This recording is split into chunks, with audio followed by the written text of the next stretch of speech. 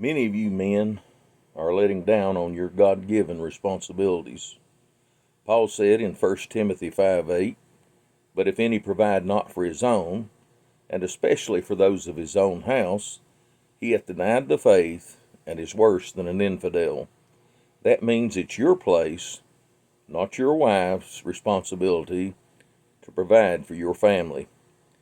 Now, I know that it's tough today to survive with one income, and in a lot of cases, it's required that both spouses work if you want to own a home and have a decent lifestyle.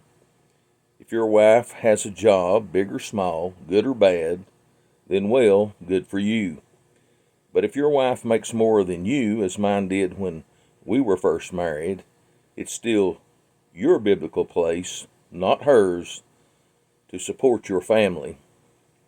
A house husband is not a biblical thing.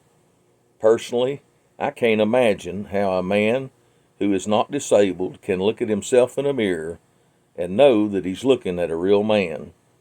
If he's able to work full time but doesn't, I suspect in a lot of cases like that since the wife has all the economic power, she wears the proverbial pants in the family. That brings me to another point. You, Mr. Man, are supposed to be the head of your household. Again, Paul says in Ephesians 5:22 and 23, "Wives, submit yourselves unto your own husbands as unto the Lord. For the husband is the head of the wife, not an abusive dictator, even as Christ is the head of the church." Then verse 25 of the same chapter commands, "Husbands, love your wives as Christ loved the church and gave himself for it." If men take the command in their family, loving wife and children as ordered by God, he will do so firmly when necessary, but always with love. And then we have the house of God. Man, it is a despicable shame if you don't take your place as the spiritual leader of your household. That little wife you say you love so much should not have to go alone to the house of God or with her children alone.